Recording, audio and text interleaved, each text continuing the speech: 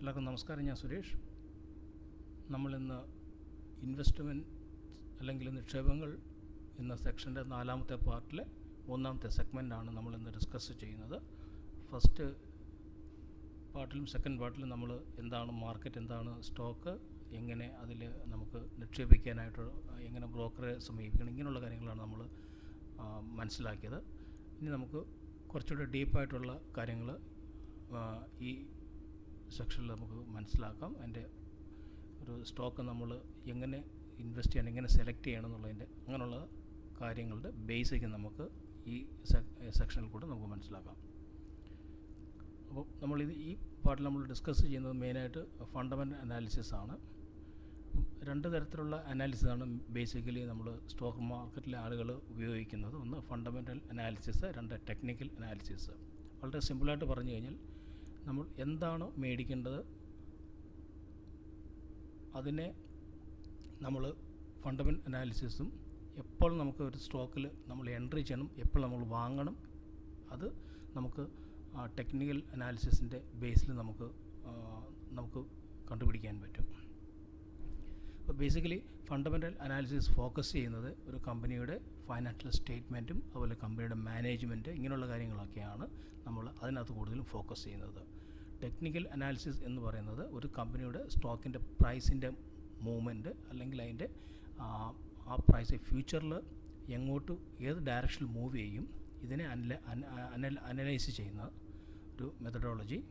അപ്പോൾ അതിൻ്റെ ബേസ് എന്ന് പറയുന്നത് ആ നേരത്തെയുള്ള മാർക്കറ്റ് ഡാറ്റയുടെ അടിസ്ഥാനത്തിലാണ് നമ്മളത് കണ്ടുപിടിക്കുന്നത്. അപ്പോൾ അതിൻ്റെ അടിസ്ഥാനത്തിലാണ് നമ്മൾ സ്റ്റോക്ക് ട്രേഡ് ചെയ്യണോ അല്ലെങ്കിൽ ഇൻവെസ്റ്റ് ചെയ്യണോ നമ്മൾ തീരുമാനിക്കുന്നത്. അപ്പോൾ എന്താണ് ഫണ്ടമെൻ്റൽ അനാലിസിസ് എന്ന് പറഞ്ഞു കഴിഞ്ഞാൽ, നമ്മളിപ്പോൾ പറഞ്ഞ പോലെ തന്നെ ഒരു കമ്പനിയുടെ അല്ലെങ്കിൽ ഒരു ബിസിനസ്സിൻ്റെ ഫണ്ടമെൻ്റൽ ഫൈനാൻഷ്യൽ ലെവൽ അളക്കുക. അപ്പോൾ അതിൻ്റെ അടിസ്ഥാനത്തിൽ നമുക്ക് ആ കമ്പനിയുടെ പ്രൈസ് അല്ലെങ്കിൽ കമ്പനി എങ്ങോട്ട് മൂവ് ചെയ്യുന്ന നമുക്കൊരു ഫോർകാസ്റ്റ് കണ്ടുപിടിക്കുക, അല്ലെങ്കിൽ എങ്ങോട്ട് പോകുമെന്ന് നമ്മളൊരു അനുമാനത്തിലെത്തുക. അതുപോലെ തന്നെ അതിൻ്റെ കമ്പനിയുടെ പ്രോഫിറ്റ് ഫ്യൂച്ചറിൽ ഇങ്ങനെ കൂടും, ഇങ്ങനെയുള്ള കാര്യങ്ങൾ നമ്മൾ മനസ്സിലാക്കാൻ വേണ്ടിയിട്ടാണ് നമ്മൾ ഫണ്ടമെൻ്റൽ അനാലിസിസ് ഉപയോഗിക്കുന്നത്. അപ്പോൾ നമ്മൾ ഇങ്ങനെയാണ് ഒരു കമ്പനിയെ നമ്മൾ അനലൈസ് ചെയ്യുന്നത്. അതിൻ്റെ ബേസിൽ നമ്മൾ എങ്ങനെയാണ് ഒരു ഇൻവെസ്റ്റ്മെൻറ്റ് ഡിസിഷൻ എടുക്കുന്നത് എന്ന് കുറേ കാര്യങ്ങളുണ്ട്. അതിനകത്ത് മെയിനായിട്ടുള്ളത് തീർച്ചയായിട്ടും കമ്പനിയുടെ മാനേജ്മെൻറ്റാണ് നമുക്ക് ഏറ്റവും ഇമ്പോർട്ടൻ്റ് ആയിട്ട് ഉള്ള ഒരു ക്വാളിറ്റി നമ്മൾ ചെക്ക് ചെയ്യേണ്ടത്. കാരണം മാനേജ്മെൻറ്റ് മോശമാണെന്നുണ്ടെങ്കിൽ, ഫ്രോഡായിട്ടുള്ള പ്രൊമോട്ടേഴ്സ് ആണെന്നുണ്ടെങ്കിൽ അത് നമ്മുടെ ഇൻവെസ്റ്റ്മെൻറ്റ് ചെയ്ത പണം നമുക്ക് നഷ്ടപ്പെടാനുള്ള സാധ്യതയുണ്ട്. അത് കഴിഞ്ഞാൽ നമ്മൾ ശ്രദ്ധിക്കേണ്ടത് കമ്പനിയുടെ റവന്യൂ, അതുപോലെ തന്നെ കമ്പനിയുടെ സെയിൽസിൻ്റെ ഗ്രോത്ത്, കമ്പനിയുടെ ഏണിംഗ് ഗ്രോത്ത്, അതുപോലെ തന്നെ കമ്പനിയുടെ കടങ്ങൾ, അത് കൊടുക്കുന്നതും വാങ്ങുന്നതും, അതായത് വരുന്നതും പോകുന്നതുമായിട്ടുള്ള കടം മേടിക്കുന്നത്, കടം വീട്ടുന്നതുമായിട്ടുള്ള അങ്ങനെയുള്ള അതിൻ്റെ ഡീറ്റെയിൽസ്, അതുപോലെ തന്നെ കമ്പനിയുടെ മാർക്കറ്റ് പ്രൈസ്, അതുപോലെ തന്നെ കമ്പനിയിലുള്ള ഫൈനാൻഷ്യൽ റിസർവ്സ്, ഇങ്ങനെയുള്ള കാര്യങ്ങളാണ് നമ്മൾ അനലൈസ് ചെയ്തിട്ടാണ് നമ്മളൊരു സ്റ്റോക്കിൽ ഇൻവെസ്റ്റ് ചെയ്യണോ എന്ന് നമ്മൾ തീരുമാനിക്കുന്നത്.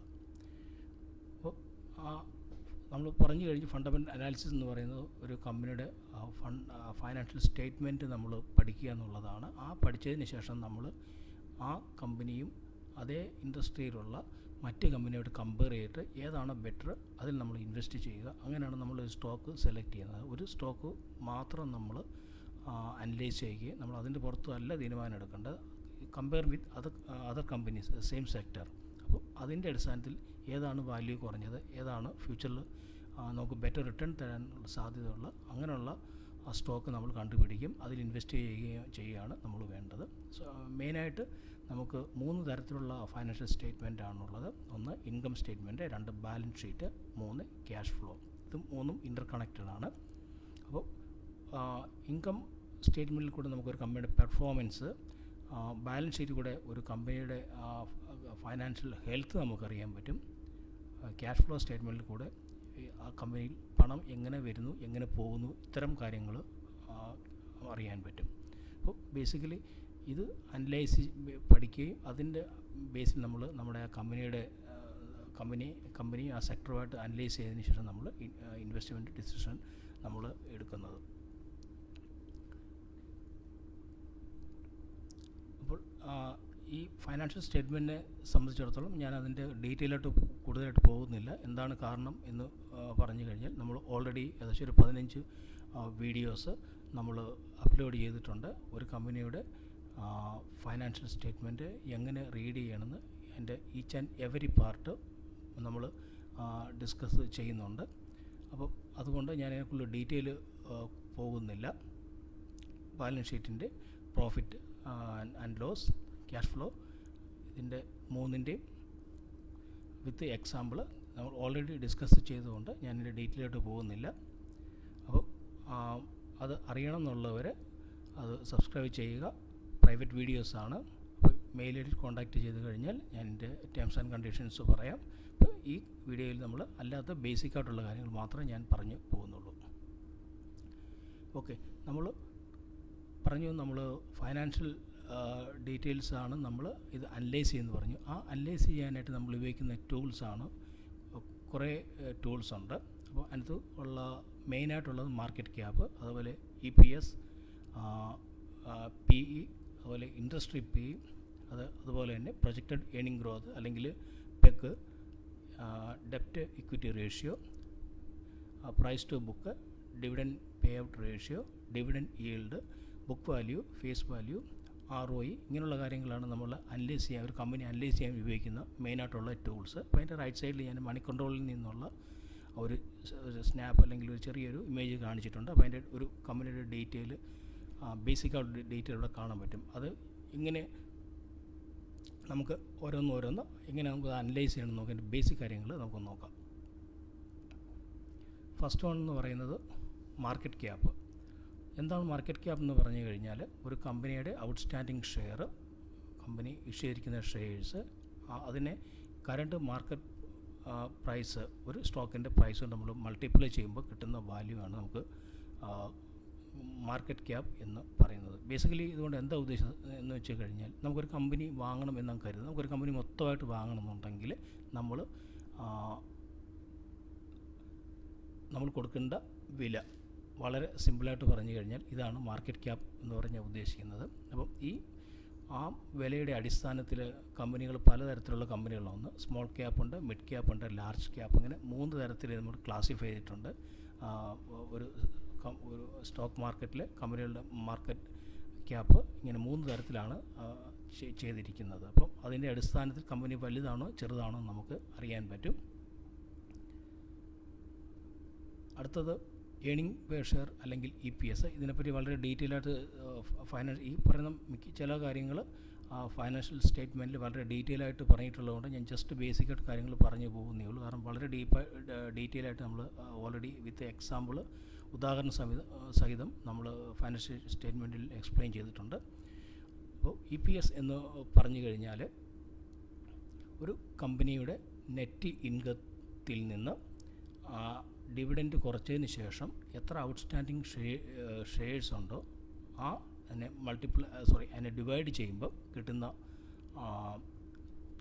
വാല്യൂവിനെ നമുക്ക് ഏണിംഗ് പെർ ഷെയർ എന്ന് പറയാം. അപ്പോൾ ഏണിംഗ് പെർ ഷെയർ കൊണ്ട് എന്താ ഉദ്ദേശം എന്ന് പറഞ്ഞാൽ ഒരു കമ്പനിയുടെ പ്രോഫിറ്റബിലിറ്റി എങ്ങനെ ആണ് എന്ന് അറിയാനായിട്ട് നമുക്ക്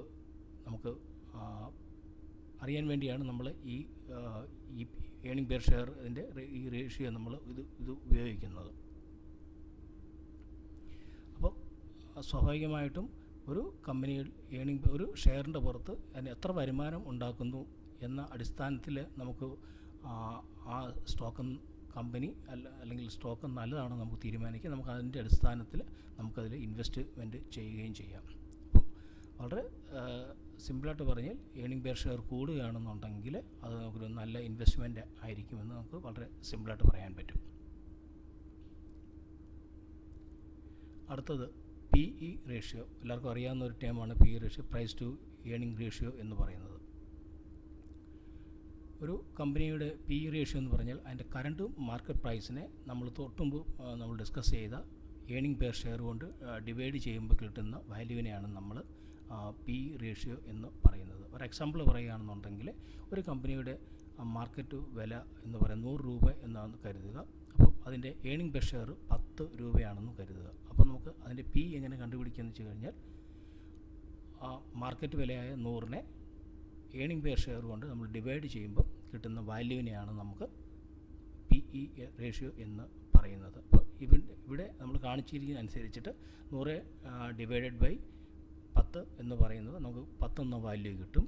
അപ്പോൾ എന്താണ് ഈ 10 എന്ന വാല്യൂ കൊണ്ട് ഉദ്ദേശിക്കുന്നത് എന്ന് വെച്ച് കഴിഞ്ഞാൽ ആ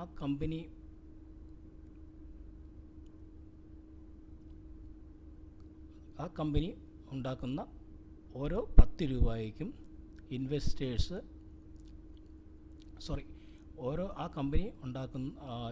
കമ്പനി ഏൺ ചെയ്യുന്ന ഓരോ രൂപയ്ക്കും ഇൻവെസ്റ്റേഴ്സ് 10 രൂപ കൊടുക്കാൻ തയ്യാറാണ് എന്നാണ് ഇതിൻ്റെ അർത്ഥം. വളരെ സിമ്പിളായിട്ട് പറഞ്ഞു കഴിഞ്ഞാൽ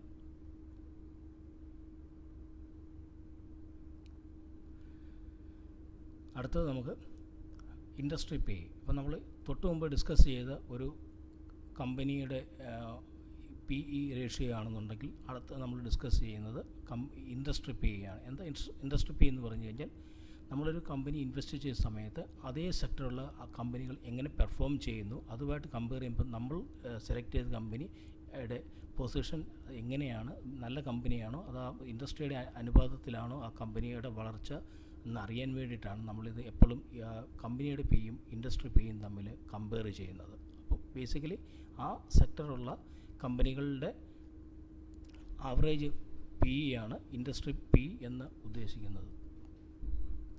അപ്പം സ്വാഭാവികമായിട്ടും ഐ ടി കമ്പനികളല്ല ടെലികോം കമ്പനികൾ പി എന്ന് പറഞ്ഞാൽ കമ്പാരിറ്റീവ്ലി മാനുഫാക്ചറിങ് അല്ലെങ്കിൽ ടെക്സ്റ്റൈൽ സെക്ടറുമായിട്ട് കമ്പയർ ചെയ്യുമ്പോൾ കൂടുതലായിരിക്കും. അതുകൊണ്ടാണ് നമ്മൾ പി റേഷ്യോ നമ്മൾ കമ്പയർ ചെയ്യുമ്പോൾ ഒരിക്കലും നമ്മൾ ഒരു കമ്പനി മറ്റ് കമ്പനിയുമായിട്ടല്ല നമ്മൾ അത് കമ്പയർ ചെയ്തേണ്ട. ഒരു കമ്പനി സെലക്ട് ചെയ്യുമ്പോൾ ആ കമ്പനി ഉൾക്കൊള്ളുന്ന അതേ സെക്ടറിൽപ്പെട്ട മറ്റ് കമ്പനികളുമായിട്ട് മാത്രമേ നമുക്ക് കമ്പയർ ചെയ്യാവൂ. അല്ലാതെ നമ്മൾ ഒരു കോമൺ ആയിട്ട് ഇത് കമ്പയർ ചെയ്യാൻ വേണ്ടി ഈ പി റേഷ്യോ ഉപയോഗിക്കാൻ പാടില്ല. അപ്പോൾ നമുക്കൊരു എക്സാമ്പിൾ സഹിതം നമുക്കിത് നോക്കാം.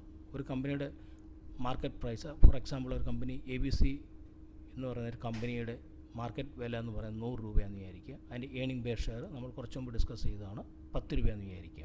അപ്പോൾ ABC കമ്പനിയുടെ പി ഇ റേഷ്യോ എന്ന് പറയുന്നത് 100 ഡിവൈഡഡ് ബൈ 10 സമം 10 തന്നെ. ഓക്കെ.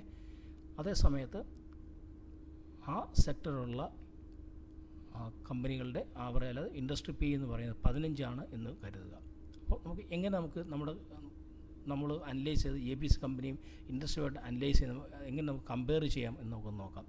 ഒരു എക്സാമ്പിൾ പറയുകയാണെന്നുണ്ടെങ്കിൽ ആ ഇൻഡസ്ട്രി പിയുടെ അനുപാതത്തിൽ നമ്മൾ സെലക്ട് ചെയ്യുന്ന ഒരു നല്ല കമ്പനിയാണെങ്കിൽ, ഫണ്ടമെൻ്റലി സ്ട്രോങ് ആയിട്ടുള്ളൊരു കമ്പനിയാണെന്നുണ്ടെങ്കിൽ ആ ഇൻഡസ്ട്രിയുടെ അനുപാതത്തിൽ ഇപ്പം ആ 100 രൂപയ്ക്ക് മാർക്കറ്റ് വിലയിൽ ട്രേഡ് ചെയ്യുന്ന ആ സ്റ്റോക്ക് ആ ഇൻഡസ്ട്രിയുടെ അനുപാതത്തിൽ ആ സ്റ്റോക്ക് ഫ്യൂച്ചറിൽ അതിൻ്റെ ബിസിനസ് നടക്കുകയാണ് എന്ന് കരുതുക. അപ്പോൾ അങ്ങനെ നോക്കുകയാണെന്നുണ്ടെങ്കിൽ ഈ ഇൻഡസ്ട്രി പി 15 നമ്മുടെ കമ്പനിയുടെ ഏണിംഗ് പെർ ഷെയർ കൂടെ നമ്മൾ മൾട്ടിപ്ലൈ ചെയ്യുമ്പോൾ നമുക്ക് 150 എന്നുള്ള വാല്യൂ കിട്ടും. അതായത് നമ്മൾ ഇപ്പോൾ സെലക്ട് ചെയ്തിരിക്കുന്ന സ്റ്റോക്ക് അല്ലെ ABC കമ്പനിയുടെ മാർക്കറ്റ് വില 100 ആണെന്നുണ്ടെങ്കിൽ മാർക്കറ്റ് വില അനുസരിച്ച് ആവറേജ് ആ സെക്ടറിലെ കമ്പനിയുടെ ആവറേജ് പെർഫോമൻസ് അനുസരിച്ചിട്ട് ആ കമ്പനിയുടെ വില 150 രൂപ ആയിരിക്കണം. അത് ഫണ്ടമെൻ്റലി സ്ട്രോങ് ആയിരിക്കണം. അതും പ്രത്യേകം മനസ്സിൽ വെക്കുക. അപ്പോൾ അങ്ങനെ നോക്കുകയാണെന്നുണ്ടെങ്കിൽ ഈ ആ ഇൻഡസ്ട്രിയായിട്ട് ഉള്ള മറ്റ് സ്റ്റോക്കുകളായിട്ട് കമ്പയർ ചെയ്യുമ്പോൾ ആവറേജ് പി നമ്മൾ കമ്പയർ ചെയ്യുമ്പോൾ 50 രൂപ അണ്ടർ വാല്യൂ ആണ് നമ്മുടെ ABC പ്രൈസിൻ്റെ വില എന്ന് നമുക്ക് മനസ്സിലാക്കാൻ പറ്റും. സ്വാഭാവികമായിട്ടും നമുക്ക് നല്ല സ്റ്റോക്കാണെങ്കിൽ നമുക്കത് ഇൻവെസ്റ്റ് ചെയ്യാൻ പറ്റും. അപ്പോൾ വേറെ എക്സാമ്പിൾ എടുക്കുകയാണെന്നുണ്ടെങ്കിൽ P ratio, industry P ratio എന്ന് പറയുന്നത് 9 നമ്മൾ കരുതുക. 15 9 കരുതുക. അങ്ങനെ ഉണ്ടെങ്കിൽ 9 × 10, അതായത് P ratio average industry P 9, അതുപോലെ നമ്മുടെ കമ്പനിയുടെ ഏണിംഗ് പെർ ഷെയർ 10, അതായത് 9 × 10 എന്ന് പറയുന്നത് നമുക്ക് 90 എന്നുള്ള വാല്യൂ കിട്ടും. അങ്ങനെ നോക്കുകയാണെന്നുണ്ടെങ്കിൽ 100 രൂപയ്ക്ക് 100 രൂപ മാർക്കറ്റ് വിലയുള്ള ABC കമ്പനി അതിൻ്റെ അതേ ഇൻഡസ്ട്രിയിലെ മറ്റ് കമ്പനിയായിട്ട് കമ്പയർ ചെയ്യുമ്പോൾ ഓവർ വാല്യൂഡ് ആണെന്ന് നമുക്ക് മനസ്സിലാക്കാൻ പറ്റും. അതായത് 90 രൂപയാണ് ആവറേജ് വിലയെങ്കിൽ നമ്മൾ സെലക്ട് ചെയ്ത ABC കമ്പനിയുടെ വില 100 രൂപയായതുകൊണ്ട് അത് 10 രൂപ ഓവർ വാല്യൂഡ് ആണ് നമുക്ക് മനസ്സിലാക്കാൻ പറ്റും. അപ്പോൾ ഒരു തമ്പ് റൂൾ പറയുകയാണെന്നുണ്ടെങ്കിൽ സാധാരണഗതിയിൽ ഹൈ PE എന്ന് പറയുന്നത് റിലേറ്റീവ്ലി ഓവർ വാല്യൂ എന്നും ലോ PE എന്ന് പറയുന്നത് അണ്ടർ വാല്യൂ എന്നാണ് നമ്മൾ സാധാരണ കണക്കാക്കുന്നത്. പക്ഷേ ഈ PE റേഷ്യോയ്ക്ക് വളരെയധികം ലിമിറ്റേഷൻസ് ഉണ്ട്. അത് നമ്മൾ ആദ്യം മനസ്സിലാക്കിയിരിക്കണം. കാരണം ഒരു സ്റ്റോക്കിൻ്റെ പ്രൈസ് ചീപ്പ് ആണെന്ന് കരുതി അത് അണ്ടർ വാല്യൂ ആണെന്ന് കരുതി മാത്രം നമ്മൾ ഈ ഒറ്റ റേഷ്യോയുടെ അടിസ്ഥാനത്തിൽ നമ്മൾ ഇൻവെസ്റ്റ് ചെയ്യാൻ പാടില്ല. ഫോർ എക്സാമ്പിൾ പറയുകയാണെന്നുണ്ടെങ്കിൽ ചില കമ്പനിക്ക് PE കാണില്ല. കാരണം എന്താണെന്ന് വെച്ച് കഴിഞ്ഞാൽ കമ്പനി ലോസിലായിരിക്കുമ്പോൾ ആ കമ്പനിക്ക് PE കാണില്ല. അതേപോലെ തന്നെ ചില കമ്പനിയുടെ ലോ PE കാണിക്കുന്നുണ്ടെങ്കിൽ അതിൻ്റെ കമ്പനിയുടെ ഗ്രോത്ത് ഇല്ല അല്ലെങ്കിൽ കുറവാണെന്ന് നമുക്ക് മനസ്സിലാക്കാൻ പറ്റും. അപ്പോൾ അതിനർത്ഥം നമുക്ക് എൻ്റെ ആ കമ്പനിയുടെ ഫ്യൂച്ചറിൽ ഏണിങ്സ് കുറയാനുള്ള സാധ്യത ഉണ്ടെന്ന് നമുക്കതിൽ നിന്ന് മനസ്സിലാക്കാൻ പറ്റും. അതേസമയത്ത് ഒരു ഹൈ PE റേഷ്യോ ഉള്ള ഒരു കമ്പനി നമ്മൾ സ്വാഭാവികമായിട്ടും ഓവർ വാല്യൂ എന്ന് പറയുന്നുണ്ടെങ്കിൽ പോലും ഒരു കമ്പനി വളരെ സ്ട്രോങ് ഗ്രോത്ത് ഉള്ള കമ്പനിയാണ്, ഫണ്ടമെൻ്റലി സ്ട്രോങ് ആയിട്ടുള്ള കമ്പനിയാണ്, എൻ്റെ ഫ്യൂച്ചർ പ്രോസ്പെക്ട്സ് വളരെ നല്ലതാണ് എങ്കിൽ ആ കമ്പനിയുടെ PE വളരെ കൂടുതലായിരിക്കും.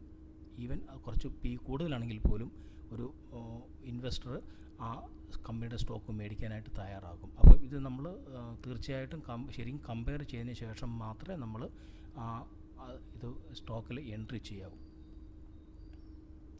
ഓക്കെ, അതിന് ഞാൻ എങ്ങനെ അത് ചെയ്യണം എന്നുള്ള ചെറിയൊരു മെത്തേഡ് ഞാൻ പറഞ്ഞു തരാം. ഫോർ എക്സാമ്പിൾ നമ്മളൊരു കമ്പനി സെലക്ട് ചെയ്യുക, അതിൻ്റെ പ്രസൻറ്റ് PE നമ്മൾ നോക്കുക, അതിനുശേഷം കഴിഞ്ഞ 7-8 കൊല്ലത്തെ ആ കമ്പനിയുടെ PE നമ്മൾ കമ്പയർ ചെയ്യുക. അപ്പോൾ ആ 10 കൊല്ലത്തിനിടയിൽ ആ കമ്പനിയുടെ PE റേഷ്യോ ഇപ്പോഴത്തെ PE റേഷ്യോ തമ്മിലുള്ള വില നമ്മൾ അനലൈസ് ചെയ്യുക. അപ്പോൾ ആ അനലൈസ് ചെയ്ത് അതിൻ്റെ അടിസ്ഥാനത്തിൽ അതിനുശേഷം നമ്മൾ ഇൻഡസ്ട്രി PE-ആയിട്ട് കമ്പയർ ചെയ്യുക. അതിൻ്റെ അടിസ്ഥാനത്തിൽ മാത്രമേ നമ്മൾ ഒരു കമ്പനിയിൽ ഇൻവെസ്റ്റ് ചെയ്യാവൂ. അല്ലാതെ ആ ഒരു കമ്പനിയുടെ അറ്റ് പ്രസൻ്റായിട്ട് ഉള്ള PE റേഷ്യോ കുറവാണെന്ന് അല്ലെങ്കിൽ കൂടുതലാണെന്നുള്ള അടിസ്ഥാനത്തിൽ അല്ല നമ്മൾ ഇൻവെസ്റ്റ് ചെയ്യാൻ ശ്രമിക്കേണ്ടത്. നെക്സ്റ്റ്, പെഗ് അല്ലെങ്കിൽ പ്രൊജക്റ്റഡ് ഏണിംഗ് ഗ്രോത്ത്. ഈ പെഗ് വാല്യൂ എന്ന് പറയുന്നത്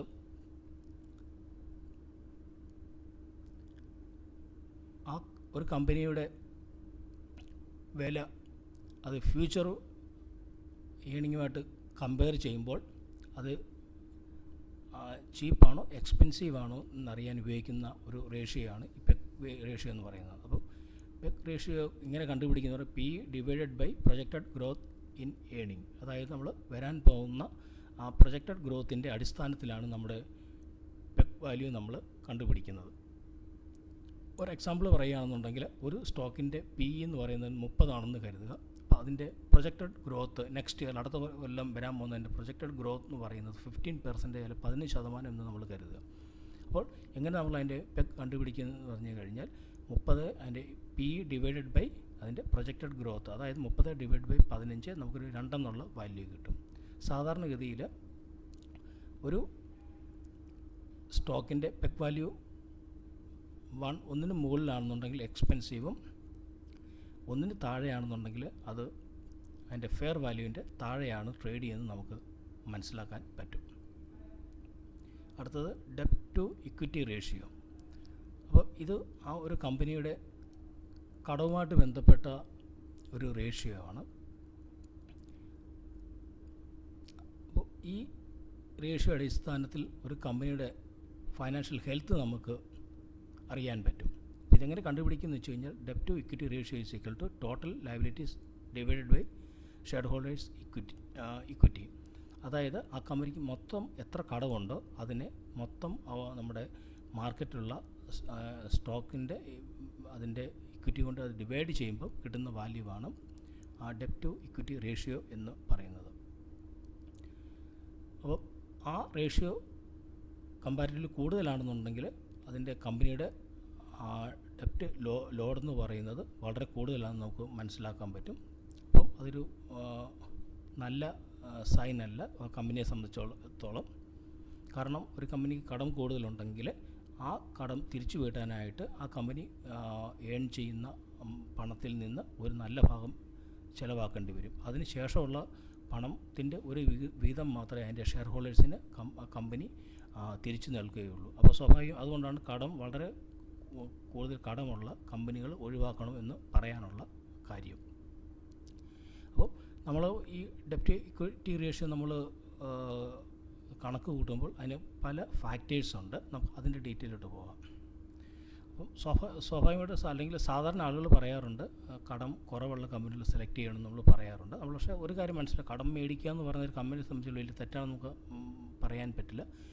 പലപ്പോഴും കമ്പനി കടം മേടിക്കുന്നത് ആ കമ്പനിയുടെ ഫ്യൂച്ചർ ഡെവലപ്മെൻറ്റിന് വേണ്ടി അവരുടെ ബെറ്റർ പ്രോസ്പെക്ട്സിന് വേണ്ടിയാണ് അവർ സാധാരണ കടം മേടിക്കുന്നത്. കടം മേടിക്കാതെ കമ്പനികൾ ഓടുന്ന കാര്യം സാധാരണ ബുദ്ധിമുട്ടുള്ള കാര്യമാണ്. അതുകൊണ്ട് കമ്പനികൾ കടം മേടിക്കും. അപ്പോൾ കടം മേടിക്കുന്നത് തെറ്റായിട്ട് നമ്മൾ കരുതേണ്ട കാര്യമില്ല. പക്ഷേ നമ്മൾ ഈ കമ്പനി കടം മേടിക്കുന്നത് ആ മേടിച്ച പണം എങ്ങനെ ഉപയോഗിക്കുന്നു എന്ന് നമ്മൾ അതിൻ്റെ ഫൈനാൻഷ്യൽ സ്റ്റേറ്റ്മെൻറ്റ് അതിൻ്റെ ആനുവൽ റിപ്പോർട്ട്സിലൊക്കെ പോയി കഴിഞ്ഞാൽ നമുക്ക് മനസ്സിലാക്കാൻ പറ്റും. അപ്പോൾ അത് കമ്പനി പുതിയ എക്സ്പാൻഷൻ മറ്റും ഉപയോഗിക്കുകയാണെന്നുണ്ടെങ്കിൽ നമുക്ക് ഫ്യൂച്ചറിൽ കൂടുതൽ റിട്ടേൺസ് തരാൻ സാധ്യതയുണ്ട്. അപ്പോൾ കടം മേടിക്കുന്ന ഒരു തെറ്റായ നടപടിയല്ല. പക്ഷേ അതെങ്ങനെ യൂസ് ചെയ്യുന്നു എന്ന് നമ്മൾ മനസ്സിലാക്കിയതിന് ശേഷം മാത്രം ഇൻവെസ്റ്റ് ചെയ്യാൻ ശ്രമിക്കുക. അപ്പോൾ സാധാരണഗതിയിൽ ഒരു കമ്പനിയുടെ ഡെപ്റ്റ് ഇക്വിറ്റി റേഷ്യോ 0.5 ആ റേഞ്ചിലാണെന്നുണ്ടെങ്കിൽ നല്ല ഇൻവെസ്റ്റ് ചെയ്യാനായിട്ട് നല്ലതാണെന്ന് പറയാറുണ്ട്. അതുപോലെ തന്നെ 1:1 റേഷ്യോയിലാണെന്നുണ്ടെങ്കിൽ അതൊരു സാറ്റിസ്ഫാക്ടറി എന്ന് പറയാറുണ്ട്. അതേ സമയത്ത് നമുക്കറിയാം വലിയ ഇൻഡസ്ട്രീസ്, കാർ മാനുഫാക്ചർ അങ്ങനെയുള്ള വലിയ കമ്പനികൾ സ്വാഭാവികമായിട്ടും അവർക്ക് വലിയ ഇൻഡസ്ട്രി വലിയ മെഷീനറി മറ്റും കാര്യങ്ങളും സ്വാഭാവികമായിട്ട് കടം കൂടുതൽ എടുക്കേണ്ടി വരും. അങ്ങനെയുള്ളവരുടെ ആ ഡെപ്റ്റ് റേഷ്യോ എന്ന് പറഞ്ഞാൽ 1:2 2.5 വരെ പോകാനുള്ള സാധ്യതയുണ്ട്. അങ്ങനെയുള്ള വലിയ കമ്പനികൾക്ക് ഈ റേഷ്യോ അക്സെപ്റ്റബിളാണ്. അപ്പോൾ സ്വാഭാവികമായിട്ടും കടം കുറവുള്ള കമ്പനികൾ നമ്മൾ സെലക്ട് ചെയ്യാനായിട്ട് നമ്മൾ ശ്രമിക്കുക. അടുത്തത് പ്രൈസ് ടു ബുക്ക് അല്ലെങ്കിൽ PB. ഈ PB റേഷ്യോ എന്ന് പറഞ്ഞു കഴിഞ്ഞാൽ ആ കമ്പനിയുടെ മാർക്കറ്റ് പ്രൈസും കമ്പനിയുടെ ബുക്ക് വാല്യൂയും തമ്മിലുള്ള റിലേഷനാണ് നമ്മൾ കാണിക്കുന്നത്. അപ്പം പ്രൈസ് ടു ബുക്ക് റേഷ്യോ അല്ലെങ്കിൽ PB is equal to dividing the market price, മാർക്കറ്റിലുള്ള ആ സ്റ്റോക്കിൻ്റെ നിലവിലുള്ള വിലയെ ബുക്ക് വാല്യൂ കൊണ്ട് ഡിവൈഡ് ചെയ്ത് കിട്ടുന്ന വിലയാണ് പ്രൈസ് ടു ബുക്ക് അല്ലെങ്കിൽ PB വാല്യൂ എന്ന് പറയുന്നത്. അപ്പോൾ സാധാരണ ഇൻവെസ്റ്റേഴ്സ് ഒരു സ്റ്റോക്ക് അത് അണ്ടർ വാല്യൂ ആണോ ഓവർ വാല്യൂ ആണെന്ന് അറിയാൻ വേണ്ടിയിട്ട് ഉപയോഗിക്കുന്ന ഒരു റേഷ്യോ ആണ് ഈ PB റേഷ്യോ എന്ന് പറയുന്നത്. അപ്പോൾ അതിൻ്റെ അടിസ്ഥാനത്തിൽ ഈ റേഷ്യോൻ്റെ അടിസ്ഥാനത്തിൽ എൻ്റെ ആ പ്രൈസ് സ്റ്റോക്കിൻ്റെ പ്രൈസ് കൂടുക അല്ലെങ്കിൽ അത് ഓവർ വാല്യൂ ആണോ നമുക്ക് അറിയാൻ പറ്റും. അതേ സമയത്ത് സാധാരണ ഈ PB റേഷ്യോ ഉപയോഗിക്കുന്നത് വളരെ എന്താ പറയുക ഹെവി ഇൻഡസ്ട്രീസും മറ്റും ആണ് സാധാരണ അവർ കമ്പയർ ചെയ്യാൻ വേണ്ടി ഉപയോഗിക്കുന്നത്. അതുപോലെ ഫൈനാൻഷ്യൽ ഇൻസ്റ്റിറ്റ്യൂഷൻ, മാനുഫാക്ചറിങ് കമ്പനി, ഇങ്ങനെയുള്ള ക്യാപിറ്റൽ ഇൻറ്റൻസീവ് വളരെ മൂലധനം ആവശ്യമുള്ള കമ്പനികളുടെ ഡീറ്റെയിൽസിന് വേണ്ടിയിട്ടാണ് പൊതുവെ ഈ റേഷ്യോ ഉപയോഗിക്കുന്നത്. നിങ്ങൾ അറിഞ്ഞിരിക്കുക. അപ്പം PB റേഷ്യോ 1 താഴെ ആണ് എങ്കിൽ സാധാരണ ഇതിൽ അതിനർത്ഥം അത് അണ്ടർ വാല്യൂ ആണ്. ഗ്രേറ്റർ ദാൻ 1 ആണെന്നുണ്ടെങ്കിൽ സ്റ്റോക്ക് ഓവർ വാല്യൂ ആണെന്നാണ് സാധാരണ കരുതപ്പെടുന്നത്. പക്ഷേ അതേ സമയത്ത് നമ്മൾ പറഞ്ഞ പോലെ തന്നെ ഹെവി ഇൻഡസ്ട്രീസും മറ്റുമാണെന്നുണ്ടെങ്കിൽ ഒരു വാല്യൂ ഇൻവെസ്റ്റർ ഈവൻ ഒരു 3 വരെ അതിൻ്റെ PB റേഷ്യോ ഉണ്ടെങ്കിലും അവരത് ഇൻവെസ്റ്റ് ചെയ്യാനായിട്ട് തയ്യാറാകും. ഇത് ഞാൻ ആദ്യമേ പറഞ്ഞ പോലെ പൊതുവെ ഇത് ഈ PB റേഷ്യോ ഉപയോഗിക്കുന്നത് ഹെവി ഇൻഡസ്ട്രീസിനാണ് സാധാരണ ഉപയോഗിക്കുന്നത്. മനസ്സിൽ വെച്ചിട്ട് ഈ റേഷ്യോ മനസ്സിലാക്കാൻ ശ്രമിക്കുക. Next, dividend pay out ratio. അപ്പോൾ ഒരു കമ്പനിയുടെ നമുക്ക് അതിൻ്റെ ലാഭത്തിൽ നിന്ന് നമുക്ക് അതിൻ്റെ ഷെയർ ഹോൾഡേഴ്സിന് തരുന്ന പണത്തിൻ്റെ റേഷ്യോ അളക്കുന്ന മെത്തേഡാണ് ഡിവിഡൻഡ് പേ ഔട്ട് റേഷ്യോ എന്ന് പറയുന്നത്. ഈ ഡിവിഡൻറ്റിനെ പറ്റി വളരെ ഡീറ്റെയിൽ ആയിട്ട് 4 വീഡിയോസ് നമ്മൾ ഓൾറെഡി അപ്ലോഡ് ചെയ്തിട്ടുണ്ട്. അതിന് കൂടുതൽ ഡീറ്റെയിൽ ആയിട്ട് നമ്മൾ സംസാരിക്കുന്നില്ല. അപ്പോൾ ഒരു കമ്പനി അതിൻ്റെ ഡിവിഡൻറ്റ് ഡിസ്ട്രിബ്യൂട്ട് എത്ര ചെയ്തതിനെ അതിനെ ഡിവൈഡഡ് ബൈ പ്രോഫിറ്റ് ഏൺഡ്, അതുകൊണ്ട് അതിൽ നിന്ന് കിട്ടുന്ന വാല്യൂവാണ് നമ്മുടെ ഈ ഡിവിഡൻറ്റ് പേ ഔട്ട് റേഷ്യോ എന്ന് പറയുന്നത്. അപ്പോൾ ഈ ഡിവിഡൻറ്റ് റേഷ്യോ ഒരു ഇൻവെസ്റ്റർ എങ്ങനെ സഹായിക്കും എന്ന് പറഞ്ഞു കഴിഞ്ഞാൽ, അത് ഡിവിഡൻറ്റ് കൊടുക്കുന്നുണ്ടെങ്കിൽ അത് ആ കമ്പനി ഒരു ഗ്രോത്ത് പാതയിലാണെന്ന് നമുക്ക് മനസ്സിലാക്കാം. അതുപോലെ തന്നെ ഈ കമ്പനി അതിൻ്റെ കിട്ടുന്ന പ്രോഫിറ്റ് അതിൻ്റെ ഷെയർ ഹോൾഡേഴ്സിനുമായിട്ട് ഷെയർ ചെയ്യുന്നു എന്ന് നമുക്ക് മനസ്സിലാക്കാം. പക്ഷേ അതേ സമയത്ത് ഞാൻ ഒരു കാര്യം കൂടെ സൂചിപ്പിക്കാം. പല കമ്പനികളും ലാഭമില്ലാത്ത കമ്പനികൾ ഷെയർ ഹോൾഡേഴ്സിന് ഡിവിഡൻറ്റ് തരാറുണ്ട്.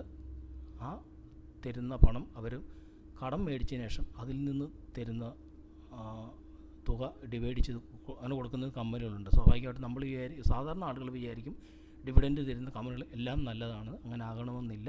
പക്ഷേ അങ്ങനെയുള്ള സമയത്ത് ആ കമ്പനിയുടെ ക്യാഷ് ഫ്ലോ സ്റ്റേറ്റ്മെൻറ്റൊക്കെ പഠിച്ചതിന് ശേഷം മാത്രം നമ്മൾ എവിടെ നിന്നാണ് കമ്പനി പണം ഉണ്ടാക്കുന്നത്, എങ്ങനെയാണ് ആ പണം അതിൻ്റെ ഇൻവെസ്റ്റേഴ്സിന് തിരിച്ചു കൊടുക്കുന്നതെന്ന് നമ്മൾ കൃത്യമായ രീതിയിൽ ആ ക്യാഷ് ഫ്ലോ സ്റ്റേറ്റ്മെൻറ്റ് നോക്കി മനസ്സിലാക്കിയതിന് ശേഷം മാത്രം ഇൻവെസ്റ്റ് ചെയ്യാവൂ. അല്ലാതെ ഡിവിഡൻറ്റ് തരുന്ന എന്ന അടിസ്ഥാനത്തിൽ മാത്രം നമ്മൾ ഒരു സ്റ്റോക്കിൽ ഇൻവെസ്റ്റ് ചെയ്യാനായിട്ട് ശ്രമിക്കരുത്. ഒരു എക്സാമ്പിൾ പറയുകയാണെന്നുണ്ടെങ്കിൽ, ഒരു കമ്പനിക്ക് 1,00,000 രൂപ അതിൻ്റെ ഏൺ ചെയ്യുന്നുണ്ടെങ്കിൽ അതിൻ്റെ 50,000 രൂപ അതിൻ്റെ പകുതി പണം ഡിവിഡൻ്റായിട്ട് കൊടുക്കുക എന്ന് വിചാരിക്കേണ്ട ഷെയർ ഹോൾഡേഴ്സിന്. അപ്പോൾ നമ്മൾ എങ്ങനെ അതിൻ്റെ ഡിവിഡൻറ്റ് പേ ഔട്ട് റേഷ്യോ കണ്ടുപിടിക്കുന്നു പറഞ്ഞു കഴിഞ്ഞാൽ 50,000 divide by 1,00,000, that is 50%. Okay, മനസ്സിലായി കാണുമെന്ന് കരുതുന്നു. നെക്സ്റ്റ് ഡിവിഡൻറ്റ് ഈൽഡ്, നമുക്ക് കിട്ടുന്ന ഈൽഡിനെ പറ്റി ഉള്ളതാണ്. ഈ ഡിവിഡൻറ്റ് ഈൽഡ് നമുക്ക് എത്ര ഈൽഡ് കിട്ടുന്നു എന്ന് മനസ്സിലാക്കാൻ വേണ്ടിയിട്ടുള്ളതാണ് ഈ ഡിവിഡൻറ്റ് ഈൽഡ്. ഡിവിഡൻറ്റ് ഈൽഡ് എങ്ങനെ കണ്ടുപിടിക്കാൻ? Total annual dividend divide by ഒരു ഷെയറിൻ്റെ പ്രൈസ് കൊണ്ട് ഡിവൈഡ് ചെയ്തതിന് ശേഷം അതിൻ്റെ 100 കൊണ്ട് ഗുണിക്കുമ്പോൾ കിട്ടുന്ന ആണ് നമുക്ക് പെർസെൻറ്റ്. നമുക്കറിയാം ബാങ്കിലൊക്കെ നമുക്ക് ഇത്ര പെർസെൻറ്റേജ് നമുക്ക് എന്താ പറയുക പലിശ കിട്ടുമെന്ന് നമ്മൾ പറയാറുണ്ട്. അതുപോലെ തന്നെയാണ് നമുക്ക് ഒരു കമ്പനിയിൽ നമുക്ക് കിട്ടുന്ന ഡിവിഡൻറ്റ് ഈൽഡ് നമുക്ക് കണക്ക് കൂട്ടുന്നത്. ഒരു എക്സാമ്പിൾ പറയുകയാണെന്നുണ്ടെങ്കിൽ, ഒരു കമ്പനി 2 രൂപ ഡിവിഡൻറ്റ് തരിക എന്ന് കരുതുക. അപ്പോൾ ആ സ്റ്റോക്ക് 100 രൂപയാണ് അതിൻ്റെ മാർക്കറ്റ് വിലയെങ്കിൽ നമുക്ക് ആ കമ്പനിയുടെ ഡിവിഡൻറ്റ് ഈൽഡ് എന്ന് പറയുന്നത് 2% ആയിരിക്കും. ഓക്കെ, ഞാൻ അതിനെപ്പറ്റി കൂടുതൽ നമ്മൾ ഡിസ്കസ് ചെയ്യുന്നത് ഓൾറെഡി വളരെയധികം ഡിസ്കസ് ചെയ്തുകൊണ്ട് ഞാൻ കൂടുതൽ അതിനെപ്പറ്റി ഡിസ്കസ് ചെയ്യുന്നില്ല.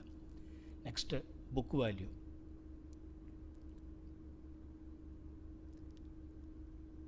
എന്താണ് ബുക്ക് വാല്യൂ എന്ന് പറഞ്ഞു കഴിഞ്ഞാൽ, ഫോർ എക്സാമ്പിൾ പറയുകയാണെന്നുണ്ടെങ്കിൽ, ഒരു കമ്പനി എന്തെങ്കിലും കാരണവശാൽ അത് പൂട്ടിപ്പോവുക എന്ന് കരുതുക.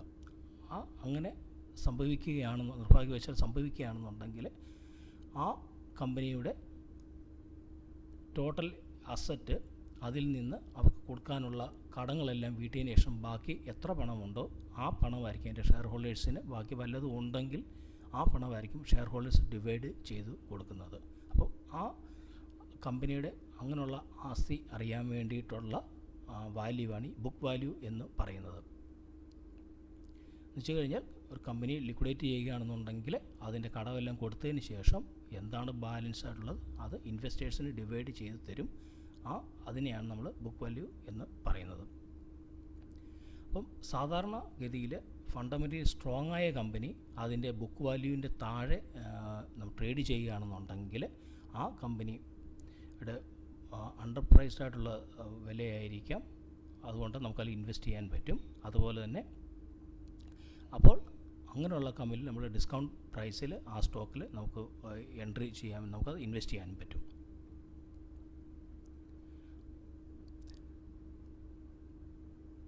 അതുപോലെ തന്നെ നമ്മൾ ഇതിനകത്ത് ഓർത്തിരിക്കേണ്ടത്, മാനുഫാക്ചറിങ് കമ്പനികളുടെ, നമ്മൾ ആദ്യം സംസാരിച്ച പോലെ മാനുഫാക്ചറിങ് കമ്പനികളുടെയൊക്കെ ബുക്ക് വാല്യൂ കമ്പാരിറ്റീവ്ലി വളരെ കൂടുതലായിരിക്കും നമ്മുടെ ലേബർ ഇൻറ്റൻസീവായിട്ടുള്ള കമ്പനിയായിട്ട് കമ്പയർ ചെയ്യുമ്പോൾ. ഫോർ എക്സാമ്പിൾ പറയുകയാണ്, കാർ മാനുഫാക്ചറിങ്, പിന്നെ ഹെവി ഇൻഡസ്ട്രീസൊക്കെ നമ്മൾ എന്താ പറയുക കമ്പ്യൂട്ടർ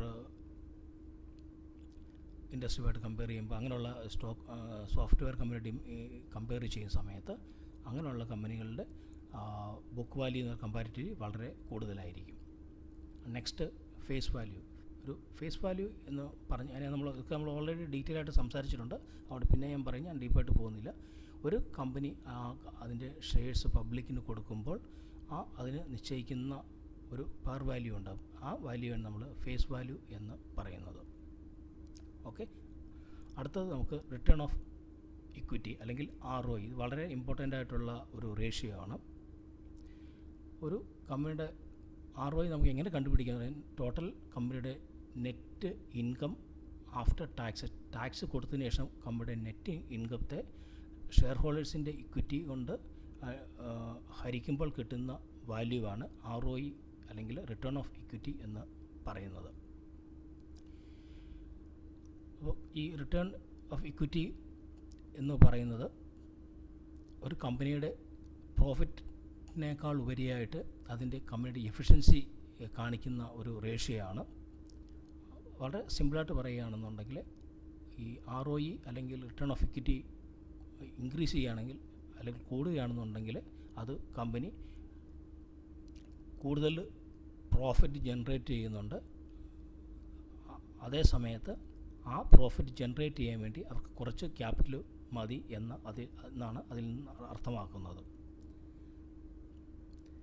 അപ്പോൾ വേറെ രീതിയിൽ പറയുകയാണെന്നുണ്ടെങ്കിൽ നമ്മൾ ഷെയർ ഹോൾഡേഴ്സിൽ നിന്ന് കളക്ട് ചെയ്യുന്ന മണി അല്ലെങ്കിൽ ഷെയർ ഹോൾഡേഴ്സിൻ്റെ ക്യാപിറ്റൽ ആ കമ്പനിയുടെ മാനേജ്മെൻറ്റ് വളരെ നല്ല നിലയിൽ അത് ഉപയോഗിക്കുന്നു എന്നുള്ളതിനെ കാണിക്കുന്ന റേഷ്യോ ആണ് ROE എന്ന് പറയുന്നത്. അപ്പം സ്വാഭാവികമായിട്ടും ROE കൂടുതലാണെന്നുണ്ടെങ്കിൽ അത് ബെറ്റർ കമ്പനിയാണ്. അത് താഴോട്ട് പോവുകയാണെന്നുണ്ടെങ്കിൽ ആ കമ്പനിയിൽ പ്രോബ്ലംസ് ഉണ്ടാകാം എന്നും നമുക്ക് കരുതണം. അപ്പോൾ ഇതാണ് ബേസിക്കായിട്ടുള്ള ഫണ്ടമെൻ്റൽ അനാലിസിസിൻ്റെ നമുക്ക് കണ്ടുപിടിക്കുന്ന ടൂൾസ്. ഇനിയും കൂടുതലുണ്ട്. ഇതാണ് ബേസിക്കായിട്ടുള്ള കാര്യങ്ങളാണ് ഞാൻ ഇവിടെ പറഞ്ഞു പോയിരിക്കുന്നത്. നിങ്ങൾക്കൊരു ബേസിക്കായിട്ടൊരു ഐഡിയ ഇതിൽ നിന്ന് പുതിയ ആളുകൾക്ക് കിട്ടിക്കാണും എന്ന് ഞാൻ കരുതുന്നു. അപ്പം ഇതിനെപ്പറ്റി കൂടുതൽ ഡിസ്കസ് ചെയ്യാനുണ്ടെങ്കിൽ നമ്മുടെ ഏതെങ്കിലും ഫേസ്ബുക്ക് ഗ്രൂപ്പിൽ നമുക്ക് ഡിസ്കസ് ചെയ്യാം. സ്റ്റോക്ക് ലൈൻ ഗ്രൂപ്പിലോ അല്ലെങ്കിൽ സ്റ്റോക്ക് ലേണിംഗ് ഗ്രൂപ്പിലോ മറ്റ് ഗ്രൂപ്പുകളിലോ നമുക്ക് ഡിസ്കസ് ചെയ്യാൻ പറ്റും. അതുപോലെ തന്നെ യൂട്യൂബിൽ വീഡിയോ കാണാനായിട്ട് യൂട്യൂബ് ചാനൽ സബ്സ്ക്രൈബ് ചെയ്യുക. അതുപോലെ തന്നെ മെയിൽ ID എന്തെങ്കിലും കോൺടാക്റ്റ് ചെയ്യാനുണ്ടെങ്കിൽ സ്റ്റോക്ക് ലൈൻ group@gmail.com കോൺടാക്റ്റ് ചെയ്യുക. ഇതിനകത്ത് ഉപയോഗിച്ചേക്കുന്ന ഡെഫിനിഷൻസും മറ്റും ഞാൻ നേരത്തെ പറഞ്ഞ പോലെ തന്നെ നമ്മുടെ പഠിക്കാൻ വേണ്ടി ഉപയോഗിച്ചാണ്, നോൺ ബിസിനസ് പർപ്പസിന് വേണ്ടി ഉപയോഗിച്ചിട്ടുള്ളതാണ്. അതുപോലെ തന്നെ മിസ്യൂസ് ചെയ്യാതിരിക്കുക. അതുപോലെ തന്നെ സ്റ്റോക്കിൽ ഇൻവെസ്റ്റ് ചെയ്യുക എന്ന് പറഞ്ഞാൽ വളരെ റിസ്ക് ഉള്ളതാണ്. അപ്പോൾ സ്വയം പഠിച്ച് ചെയ്യുക. അതല്ലെങ്കിൽ സെബിയുടെ റെഗുലേഷൻ അനുസരിച്ചിട്ട് സർട്ടിഫൈഡ് ആളുകളുടെ ഗൈഡൻസ് എടുത്തതിന് ശേഷം മാത്രം ഇൻവെസ്റ്റ് ചെയ്യാൻ ശ്രമിക്കുക. അപ്പോൾ ഒരു ഐഡിയ ഇതിൽ നിന്ന് ഫണ്ടമെൻ്റൽ അനാലിസിസ് നിങ്ങൾക്ക് കിട്ടിക്കാണും എന്ന് കരുതുന്നു. ബാക്കി നമുക്ക് അടുത്ത വീഡിയോയിൽ പഠിക്കാം.